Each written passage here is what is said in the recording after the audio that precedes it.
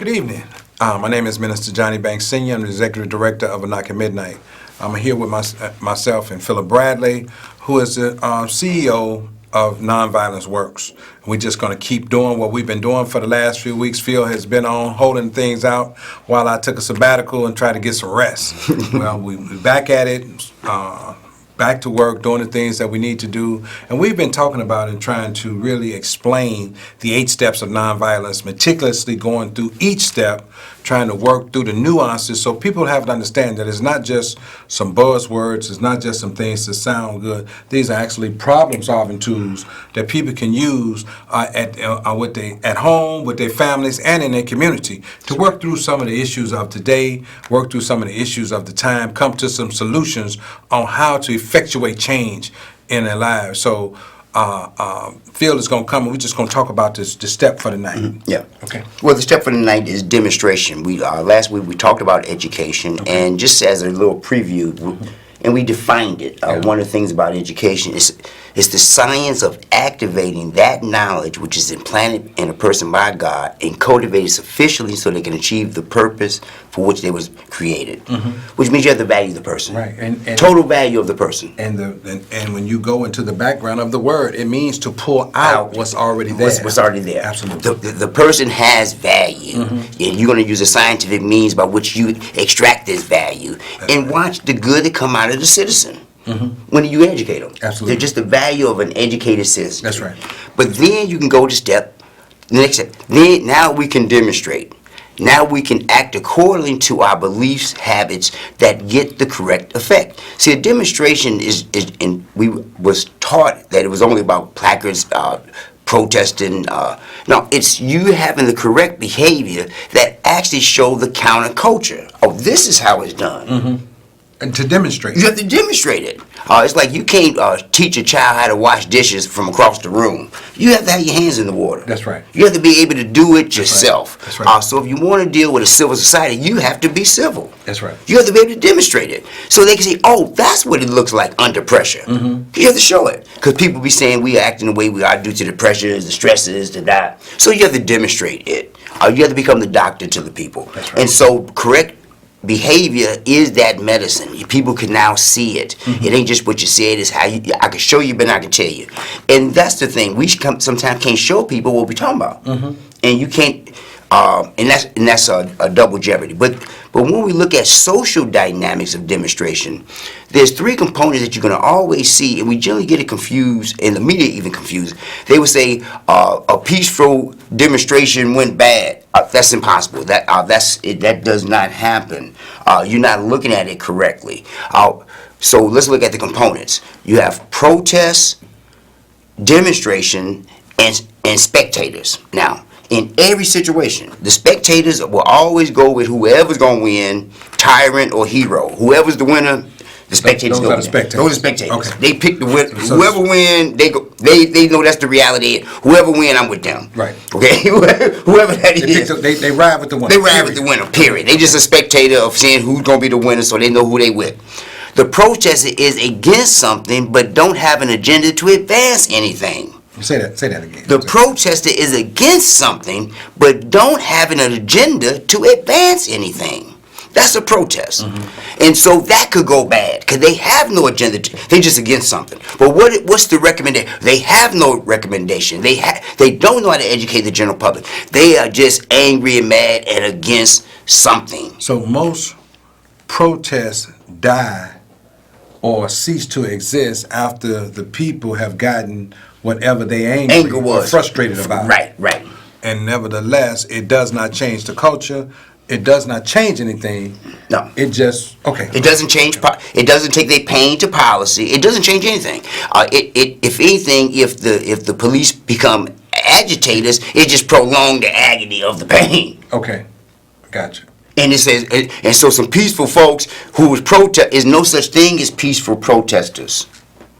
They're against something. They're not for anything. They just against something. Now demonstrators are for something, and they have an agenda of force. And the reason why they demonstrated because they have a rational answer that needs to be implemented. Absolutely. And it merits them putting their lives on the line. They have an answer. That's right. There is an answer. You need to incorporate this answer. We know what the answer is. If you don't have a cause to die for, you ain't even fit to live. This is the answer, Absolutely. says the demonstrator. And I can demonstrate it.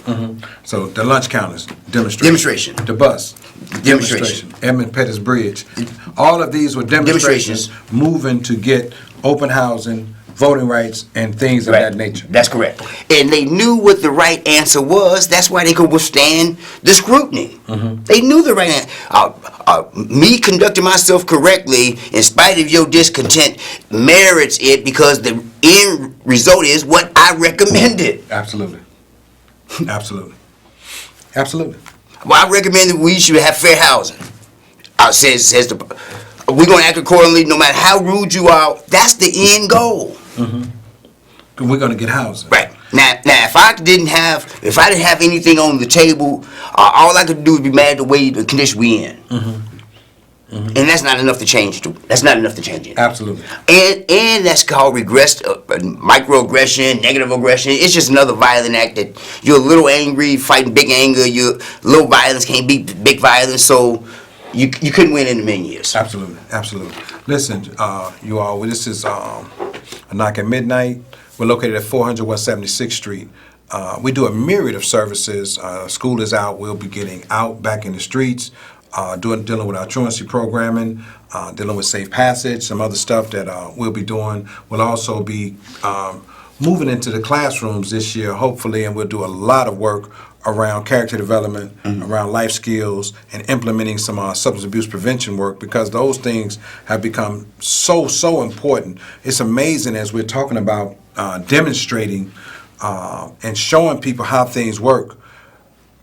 Every time we go an inch forward, we come up with a new project, and we have to stay on till we get an outcome. And we haven't eradicated dropouts. Right. We haven't eradicated youth drug use. These things haven't been eradicated. No. So no matter how many times we bring forth the need for something else, the baseline foundational issues of our youth still have to be addressed, and they have to be all the way, and that takes some demonstration. Right. You know. And I appreciate you bringing that up, because see, every problem, when you look at it through the tools of nonviolence, that's how you solve it.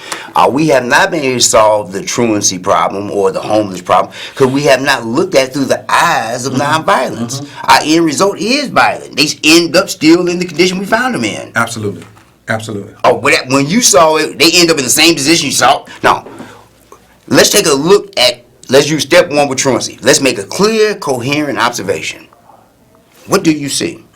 What series of questions need to be asked and answered scientifically to really understand the history of this problem, the laws that govern this problem, and the science that you would have to infuse to solve it?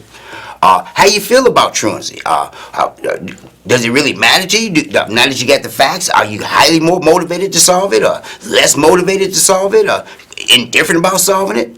Now that you see the problem, ask some questions, have correct motivation, what would be your recommendation to actually solve it? Absolutely. Because that's what has to drive you to be the advocate, to advance, to lobby for, to work in these people's interests, because you at least recommended something. And then when people can't hear your coherent scientific recommendation, you then have to educate them. Absolutely. Go educate them to see the profundity of not just what you see, but what the problem really is.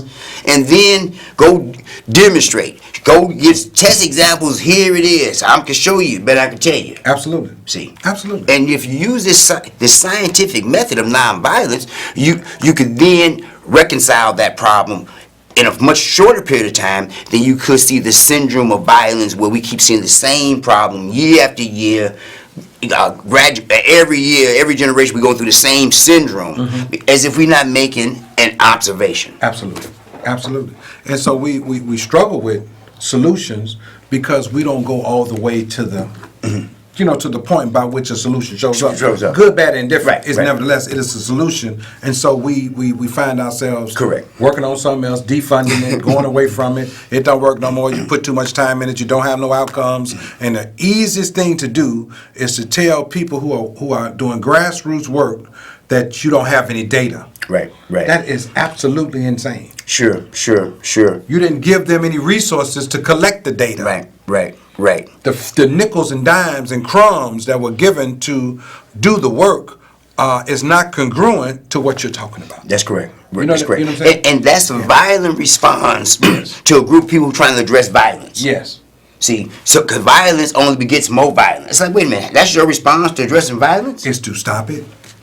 Stop the program. Stop the funding. See, it makes no sense. And so here's the syndrome. And the thing about nonviolence, which is actually the cornerstone of all forms of prevention, because it actually stopped the syndrome from continuing. Absolutely. See, what if we didn't stop segregated lunch counters?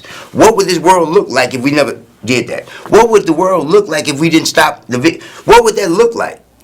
See, you know how much we've prevented, and so as far as future catastrophe because we implemented nonviolence. Absolutely. So even if we looked at education to activate that which is inside a person. And cultivate it sufficiently so the person can achieve the purpose by which they were created. Now, a large percentage of parents had no purpose for bringing a child into the world. So there was no reason they was created. Two people got together, a child came forward, and so their purposefulness never was obvious. So when you make purposefulness obvious to a child, when they know what they should be doing, then you can extract from them what's already in them and develop it sufficiently so that they can be who they said they was going to be. And it's amazing how many people wanted to be firemen, postmen, this, that, and the other, and they're not doing any of that as adults because there was no purposefulness in them trying to reach that plateau. There was this guy, this quarterback. His name was Todd Marinovich. His mother and his father were both athletes, and they got together and said that we're going to bring into the world a NFL quarterback. And from the time the child was born, the child never got sweets. The child was on proper diet. The child became an NFL quarterback. So you can educate and bring out of a child what's in them, but it has to start with purpose. So violence has no purpose. Right. There's no purpose for it, but it does generate enormous wealth for people that don't want to see it stop. Sure. So in educating people on what violence is, what it really is, what is violence, why is violence, and how does it work from a negative and a positive is what is not happening right now. And one of the greatest threats to violence is that you try to educate people. See, violence has its own positions. Don't say you saw it, step 1. Don't ask questions, step 2. Get your feelings out the way, walk it off, step 3. Don't you recommend that, step 4. Don't you go around educating. Don't have correct behavior. Oh, you going to confront us? Violence check off each box of non-violence so you never use it as a tool. That's right. Because this beats violence all the time. It's like the devil don't want you to know the secret. Yeah. You know what I mean? Absolutely. It's like, if you knew what would get me to not mess with you, why would I tell you that? Why would I tell you that? So they would never tell you this because this is the only thing that turned things around without killing nobody. See, and the thing that's so profound about it, nonviolence comes from the teachings of the gospel of Jesus Christ. And the thing about it, and you cannot be ashamed of the gospel of Jesus Christ. This is what he was talking about. Even when they tried to take him to jail, and Peter used his sword, he said, Peter, no. And when he disarmed Peter, he disarmed all Christians. Okay, that is not what we do. Okay, that's not our method. But the Sermon on the Mount lays out, and this is all that he did all the time. He observed, asked questions, checked his heart, checked his motive, recommended, educated, could demonstrate it, confronted problems, and he reconciled. Yes, sir. He went through each step methodically. Okay, and he said, and you can do greater things with this than I can. Okay, just follow the steps, follow the instructions. Okay, don't go around thinking you have a right to kill anyone, but you have a right to give your life of service. You have a right to give your life, but you don't have a right to go around taking people's lives. And so the perpetuation of violence goes on, but we're saying, audience, that we have a tool It's called the 8 Steps of Nonviolence. That if you learn it, and there's only 2 people I know that actually teach it, myself and you. So you would have to call one of us. I can be reached at knock at midnight at 773-488-2960, or you can reach me by cell at 312-918-8819, or you can call Phil, and Phil is located 312-513-7876. That's 312-513-7876. And I'm located in the South Shore at 7351 South Coast. And we're available to do the workshops, we're available to do trainings, professional development, just to deal with walking through a body of knowledge that is not that many people do not have. This information was the brain trust and the creation of the Reverend Dr. James Bevel, who was the chief strategist for Dr. King, and Phil being his student and myself being Phil's student. We learned it. We learned how to sleep with it, how to eat it, and how to breathe, how the mechanics of nonviolence really works. And the reason people do not acquiesce to what we're doing is because they have no interest in solving this problem. That's right. None whatsoever. And let me just tell you something that have come back up, and we have to be very careful how we deal with it, because if not, we would not benefit. Reparations for African American people. That's back on the table. The reason why we have not been able to get it thus far is not because slavery didn't happen, and not that we are not owed something. We keep presenting the case incorrectly, but yet they doing a campaign to keep reinforcing false information, the fake news. First of all, slavery only happened in America for 78 years, and it only happened in 11 states. So as soon as you say slavery happened for 400 years and all of America owes us, I dismiss the case is false, because that's a false claim. And so they got this new campaign they're called the 1619 campaign. Okay. To make people remember that slavery started in 1619. The only problem is America didn't even exist in 1619. America didn't start existing until 1787. Yes, the Pilgrims was here. They was called slavery came to North America in 1619. It didn't hit America as a sovereign nation to 1787. Okay. And you can't hold a country for a time frame they was not even governing themselves. Now, who was in charge before 1787? England was. Who was in charge before 1719? Spain was. Who was in charge? And they brought slaves. So the Egyptians brought slaves. The Spanish brought slaves. Everybody. There's a timeline, and the Arabs brought slaves. And if we really want to deal with reparations from the rooter to the tutor, and be justice for all, and not just justice for some, we need to start from the origin time. And all these countries who played a time frame in this northern experience, need to ante up. Okay. Well, now let's. But we just keep making it like it's an American problem, and it's not.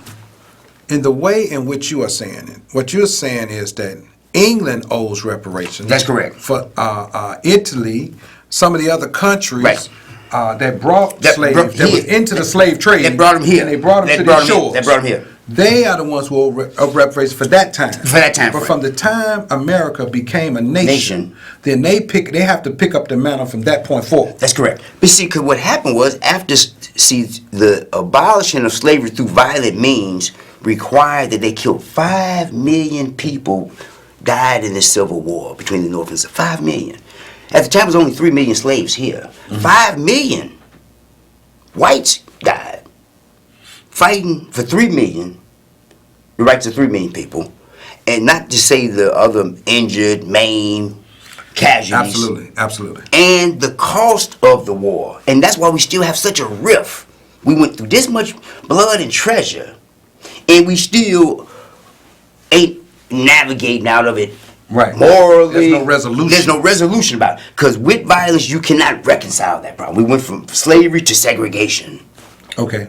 We went to, but now the question would be, if you looked at it through nonviolence, how could we have solved this problem without killing one person? I was just doing a training this last Saturday at Old St. Mary, and we brought up this question. See, without knowing nonviolence, you have no options of social problem solving. Absolutely. All you can do is what the last guy did. And now you're in charge doing the same thing that the last guy called my turn. So we always got a my turn versus a new day. So, so you say, what was the problem of slavery? Within the problem is the solution. Nonviolence says the problem was that these people was bought and sold. And because of that, that's what made it unhumane, and they were treated like property. So how could you have solved this problem without killing anybody? Well, buy all the slaves. Okay. So Just buy them, because it was a commodity in the first place. In the first place. So if this plantation owner had 10 slaves, the average price of a slave that he could have bought it for anyway, or what the market value was at that time was $300. Give the man $3,000, free them, because people could buy their freedom. Absolutely. Now I'm coming to buy their freedom. I'm gonna give you your the investment market back. value for the person, because I don't have a right to take a man's property.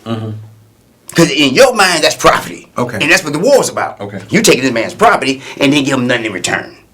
It's like stealing the man's horse. You can't steal a man's horse. You can't take a man's horse and make a law say it's not my horse. Now you're gonna have Hatfields and McCoys talk about this. So the problem was they didn't compensate them because that was their industry, that was their business, that was the mindset of everyone at that time. That's right. So let me ask you a question.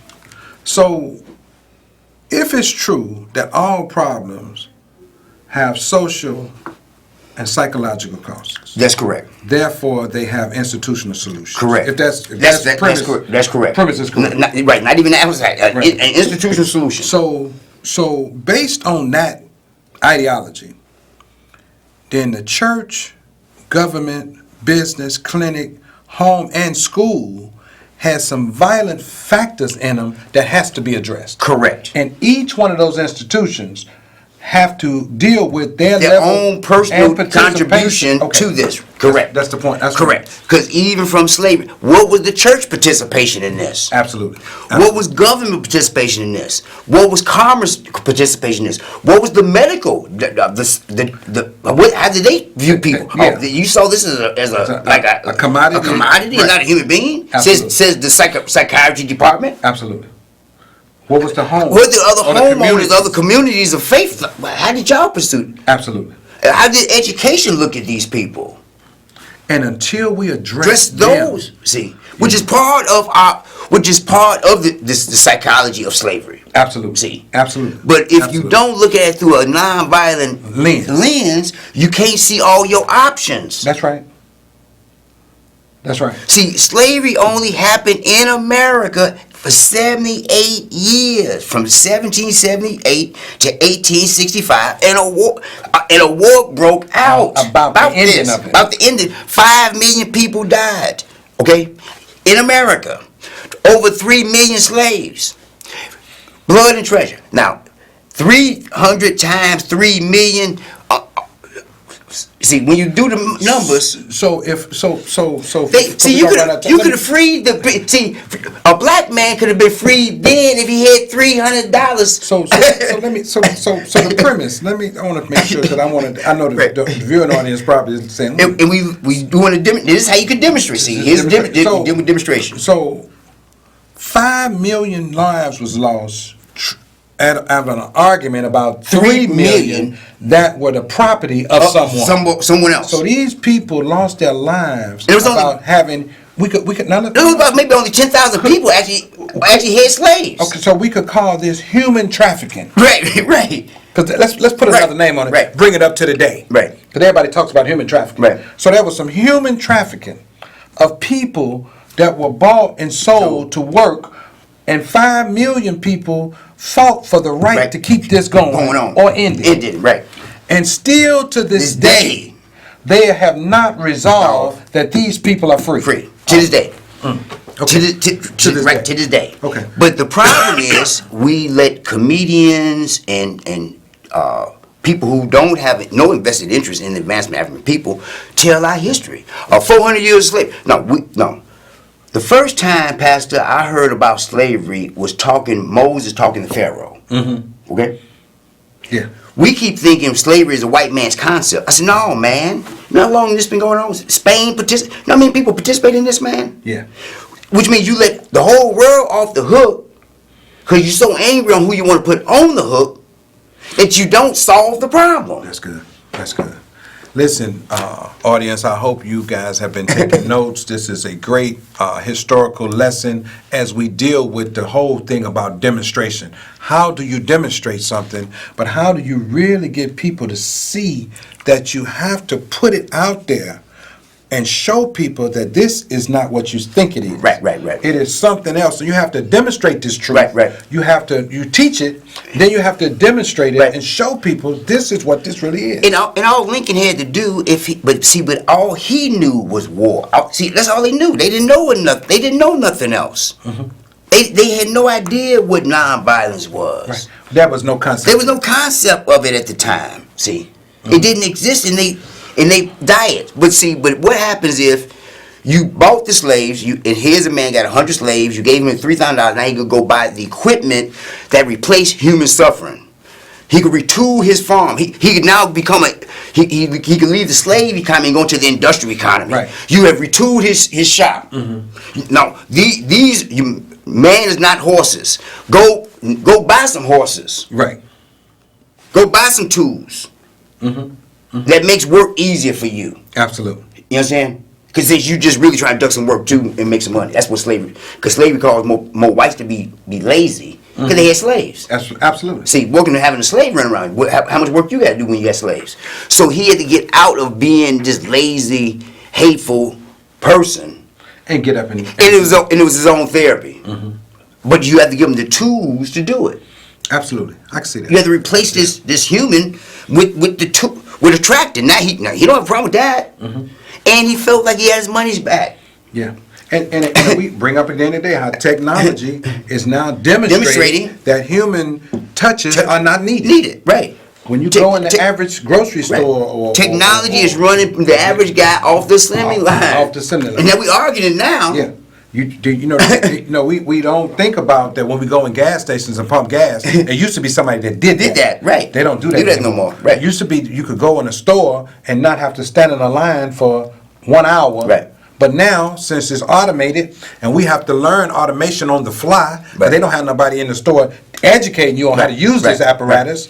Nobody's demonstrating to you how to use it, so you find yourself struggling through it. Now, the other position that nonviolence taken, that's why they should be done. Short time. Is that whenever you want to win a war without killing your enemy, work in their interest. Okay, work in their interest. That way they would discover that and will stop fighting you because they know you're not fighting them. Absolutely.